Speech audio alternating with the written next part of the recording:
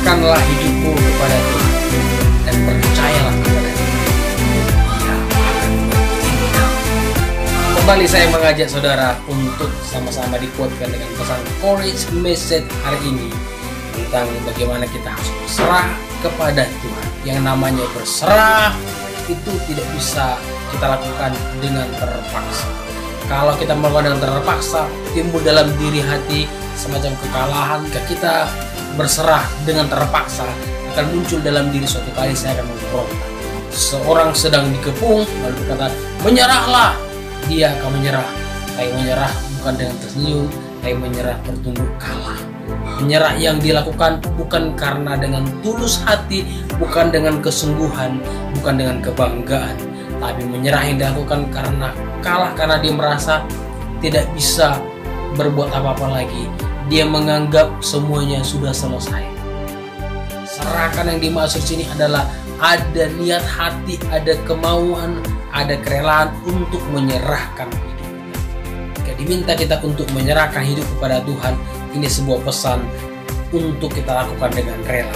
Jika kita melakukan dengan terpaksa, maka saat menghadapi tantangan, kita akan memberontak, kita akan menyesal, kita akan menganggap dari dulu sudah aku bilang apa. Makanya jadi menganggap sepertinya apa yang pertama kita lakukan berserah itu salah. Berarti kita sudah punya planning yang kita anggap bahwa itu planning yang jauh lebih baik. Nah, kalau kita berserah, kita harus benar-benar percaya kepada siapa kita menyerah. Kalau kita mau menyerahkan hidup kepada Tuhan, berarti kita menaruh kepercayaan kepada Dia. Dalam hidup ini seringkali kita diperhadapkan dengan situasi keadaan yang tidak mengenakan, yang tidak sesuai dengan ekspektasi harapan kita. Sepertinya kita menganggap kita bisa mengatasi itu, dan akhirnya kita melihat bahwa kita terpuruk dengan kekuatan kita. Kita sepertinya terjebak dengan kekuatan yang kita andalkan. Daud mengatakan hal ini karena dia belajar dalam hal apa yang dihadapi. Di saat dia menghadapi tantangan, di saat dia dikucilkan, di saat dia dalam peperangan, ada banyak kekuatan yang coba menghimpit dia. Tapi Tuhan berkata kepada orang lain, serahkan khawatirmu kepada Tuhan, serahkan hidupmu kepada Tuhan, dan percayalah. Serahkan dan percaya, ini dua kata yang tidak bisa dipisahkan. Kalau kita menyerahkan, bahwa kita harus percaya pada siapa kita menyerahkannya, dan kita tidak perlu khawatir. Kita sudah serahkan, tapi kita sudah serahkan uang ke bank, kita percaya uang kita dikelola di sana. Kalau kita sudah serahkan uang kita ke bank, kita jaga-jaga terus, itu berarti kita tidak percaya sama petugas bank, kita tidak percaya dengan sistem yang mereka sudah kerjakan. Tapi kalau kita menyerahkan, kita harus percaya bahwa dikelola dengan baik. Sama seperti hidup kita, kalau kita sudah menyerahkan hidup kita dalam tangan Tuhan, yakin dan percayalah Allah menata kehidupan kita, Allah memimpin hidup kita dengan baik. Kita diberikan hak bebas untuk menentukan pilihan. Kita mau menyerahkan dengan terpaksa atau menyerahkan dengan rela hati. Kalau kita menyerahkan dengan terpaksa, kalau tidak pas seperti yang kuinginkan, aku akan berontak, aku akan melawan. Nah, kalau hal ini terjadi, kita akan mempersalahkan Tuhan. Sering orang mempersalahkan Tuhan karena dia tidak benar-benar menyerahkan hidup kepada Tuhan. Dia berkata, aku percaya kepada Tuhan, tapi tidak mau berserah. Dia tidak menyerahkan hidupnya. Itu namanya apa? Bohong. Itu namanya menyangkali kepercayaannya. Begitu banyak orang-orang yang mengatakan dirinya, saya sebagai orang Kristen, berarti pengikut Kristus. Tapi pada kenyataannya yang dia ikuti bukan Tuhan. Saya kemarin mendoakan warga di saat mereka mereka melihat ada sepertinya makhluk halus yang mengganggu di ruang mereka. Mereka ditawarkan untuk bijak mencari orang-orang pintar. Dan saya berkata kepada ibu ini, kalau ibu sedang mencari orang pintar, berarti ibu sudah menempatkan diri sebagai orang bodoh. Kalau kita menyerahkan hidup kita, kepercayaan kita kepada orang-orang yang dikatakan orang pintar, berarti kita sedang menganggap diri kita orang tidak tahu apa-apa, dan kita belajar dari dia. Orang-orang yang menganggap dirinya berserah kepada Tuhan sendiri menganggap kita perlu bijak juga. Tuhan berkata juga kita harus bijak. Bijak yang seperti apa yang dimaksud? Kalau kita nanya kepada orang-orang yang mengatakan dirinya pintar itu, dan ternyata justru itu membuat kita semakin menjauh dari Tuhan, justru itulah ada peluang si jahat masuk dalam diri kita, membuat kita tidak percaya kepada Tuhan. Kita menganggap apa yang bisa dipercaya lagi, dan kita menganggap aku adalah orang yang sudah kehilangan kepercayaan.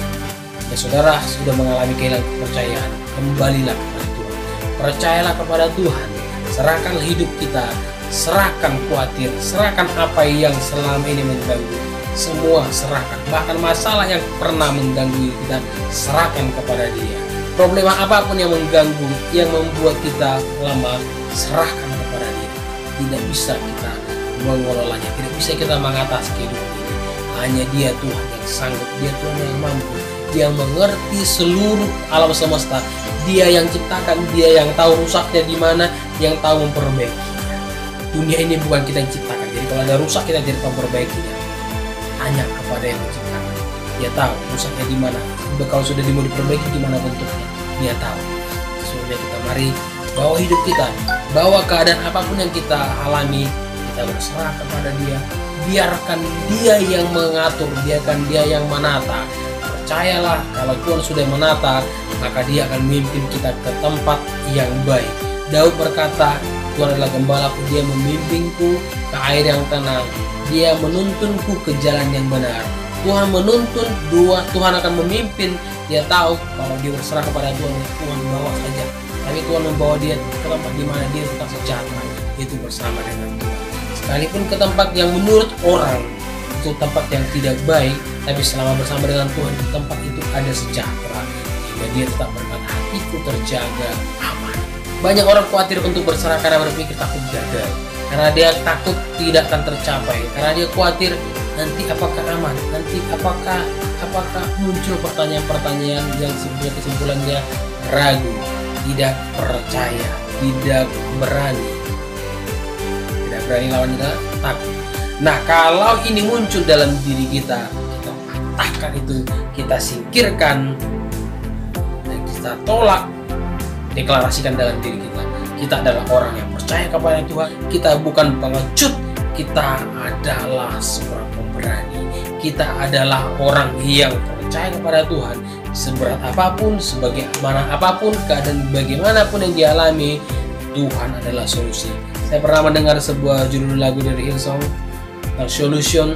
Itu mereka gambarkan God be the solution. Allah biarlah menjadi solusi dalam segala apa yang kita alami. Kenapa dianggap Allah sebagai solusi? Karena dia percaya Tuhan bisa mengerti, Tuhan bisa atasi, Tuhan sanggup menolong, Tuhan sanggup membela. Dan kalau hari ini kita bisa dibela oleh Tuhan, berserahlah kepada Dia. Yakinlah pembelaan yang terbaik. Yakinlah Dia selamatkan dan pelihara hidup kita. Apa yang kita khawatirkan lagi hari ini? Tidak ada. Tanggalkan semua dosa yang merintangi, tanggalkan yang menghalangi, dan berlarilah kepada Tuhan, dan Dia akan terbuka menerima kita. Mari kita berserah kepada Tuhan dan percaya kepada Dia. Dia akan bertindak. Saudara tahu, bertindak berarti mengambil langkah, mengambil sikap, dan ada respon, menindaklanjuti. Nah, apa yang kita serahkan kepada Allah, kita percaya kepada Dia, tidak akan diam saja. Sebuah gambaran ilustrasi, kali ada seorang yang punya kamar 10 losmen yang sangat besar-besar. Lalu dia berkata, Tuhan terima kasih, Engkau sudah berkati aku dengan limpah. Dan hari ini aku mau tinggal di losmen hotel ini, rumah mewah ini, dan aku berikan satu untuk Tuhan, tempat Tuhan yang paling atas. Lalu Tuhan berkata, aku terima, aku akan jaga yang satu itu. Tiba kedengaran pintu kamarnya digedor-gedor sama iblis. Ketok pintu kamar yang disana pada Tuhan. Dia berkata, Tuhan, aku sudah serahkan satu kamar sama Tuhan, tapi kenapa masih kamarku yang lain diganggu sama iblis? Lalu Tuhan berkata, berapa kamar yang diganggu? 9 kamar. Satu kamar yang kau berikan kepadaku, aku jaga satu kamar itu, tidak diganggu sama iblis. Dia berkata, kalau gitu Tuhan, semua kamar lantai atas sama Tuhan, 5 lantai kamar bawah sama aku yang jaga, Tuhan yang jaga di atas. Ya, aku akan berkata, dan Tuhan berkata, aku akan menjaga kamar yang kau serahkan kepada aku. Malamnya dia tidur, lalu muncul lagi suara-suara yang menakutkan. Kamarnya digedor-gedor lagi. Dia ngomong sama Tuhan, Tuhan, kenapa masih diganggu iblis lagi kamar? Kenapa? Tapi kan sudah kuberikan kepada Engkau yang terbaik. 5 kamar atas sama Tuhan. Apa lagi? Lihatlah, 5 kamar di atas yang kujaga, semuanya aman, semua baik. Dan apa yang kau serahkan kepadaku, aku menjaganya. Dia berpikir, kalau gitu gini suara, Semua kamar dari atas dan 4 yang di bawah Tuhan jaga, 1 kamar Tuhan yang jaga. Jadi berkata, Tuhan, kau serahkan 5 kamar di atas, 4 kamar di bawah, kau serahkan sama Tuhan, satu aja sama Tuhan. Lalu malamnya dia berpikir, 9 kamar sudah sama Tuhan, satuin lagi, ini bisa lagi. Pikir pasti. Ternyata malam hari itu kamarnya kembali digedor-gedor, malah lebih kuat, lebih kencang lagi. Dia semakin tidak tahan. Tuhan, kenapa kamarku masih digedor? Yang satu ini pun digedor, bahkan makin parah dari sebelum-sebelumnya. Yang di atas semua 5 ku kasih, yang 4 di bawah ku kasih sama Tuhan. Apalagi? Tuhan bilang, 5 kamar yang di atas semuanya kau berikan kepadaku, ku jaga dengan aman. 4 kamar di bawah yang kau serahkan, ku jaga dengan baik. Ingatlah, semua yang kau serahkan kepadaku, aku akan menjaganya dengan aman. Lalu aku percaya kau sanggup menjaga. Aku tidak bisa menjaga semua. Hanya Tuhan yang sanggup menjaganya, yang memelihara semua tanpa diganggu sejarah. Sebab itu Tuhan, seluruh rumah ini kuserahkan kepada Tuhan. Tuhan yang menjaga, Tuhan yang pelihara. Ya, aku akan jaga semua. Aku akan melakukan. Malamnya, saatnya seorang muda ini istirahat tidur dan dia sangat enak. Malam itu juga iblis muncul dengan semangat. Dia akan buat strategi, buat rencana yang lebih jahat lagi untuk mengganggu istirahatnya orang yang sudah menyerahkan rumah ini kepada Tuhan. Begitu dia gedor-gedor, kedoran pertama langsung Tuhan. Ada apa? Ngapain kamu?